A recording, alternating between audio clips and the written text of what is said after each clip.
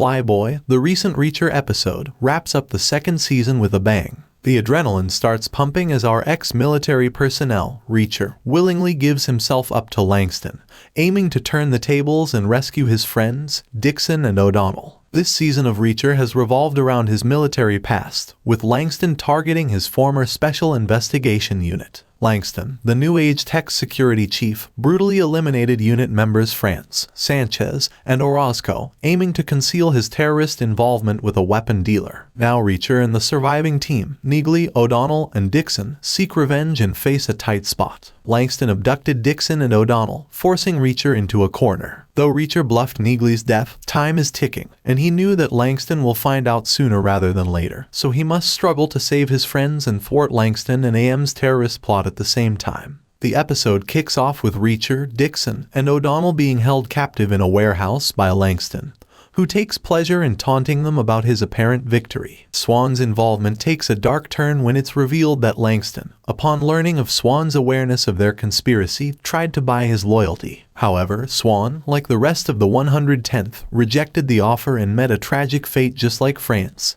Sanchez, and Orozco. What makes it even more disturbing and disgusting is that Langston exploited Swan's identity even after death, using his eyeball and finger to manipulate records, casting him as the scapegoat. Swan's honesty tragically led to a horrifying end, tarnishing his reputation even among his team. Langston figures out Reacher's lie about Neagley's death, so he starts torturing Reacher for information about her whereabouts because he didn't want to leave any loose end. Langston plans to fly off with Dixon and O'Donnell for a bad ending like their buddies, after realizing that he has no hope of torturing Neagley's whereabouts from Reacher. Neagley steps up and snips the outside guards. Good news, Senator Levoy keeps his word, sending 3 agents dropping in from the sky, and Neagley spots them just in time. Neagley causes a distraction to get into the warehouse, and Reacher frees himself from cuffs. There's a big fight between Team Reacher, Neagley, and Levoy's people, and Langston's crew. Team Reacher eventually gets the upper hand, but Langston flies away in a chopper with Dixon and O'Donnell. Reacher grabs onto the chopper,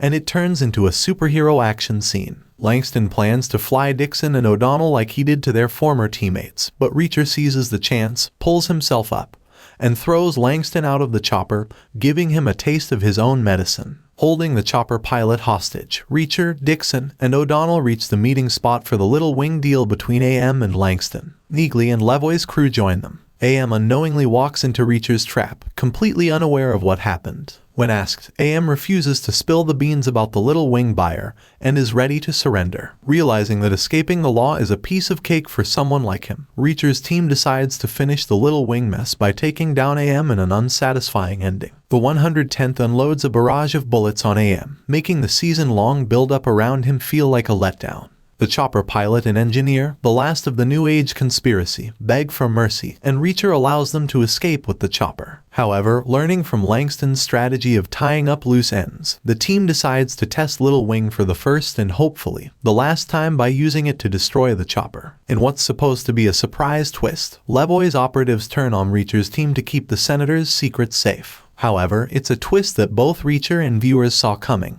When Reacher reveals he expected the double cross and informed Homeland Security, it's more of an anticipated update than a surprise. Levoy faces the consequences as he and his operatives get arrested, putting an end to their scheme. So, Reacher gets this big chunk of money, $65 million from selling Little Wing, meant for Langston and his crooked cop buddy's retirement. AM brings it from some mystery buyers. Instead of giving it to Homeland, Reacher decides to keep the money. He splits it up equally among the families of his 110th Unit buddies and Russo's family. Reacher uses the cash to help out France, Orozco, and Sanchez's families, Neagley's sick dad, O'Donnell's kids' education, Russo's brother and nephews, and Dixon's private investigator firm. He also gives some to an animal shelter where Swan got his dog, who waited for him until he passed away. Being the wanderer he is, after sharing with everyone, Reacher keeps just enough for a new toothbrush, and he is very serious about it. It was so funny. The team gathers around a campfire by the bay to mourn their losses and celebrate the lives of their fallen comrades. They reminisce about the good times in the 110th,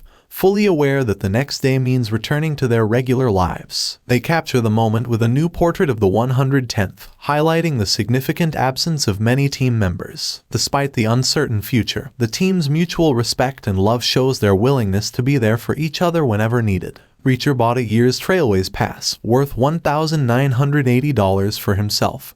He said goodbye to Neagley, but she asked him to stay in touch, which was a tease for Season 3 as Maria Sten is confirmed to return as Frances Neagley. However, the book that will inspire Season 3 story hasn't been revealed yet.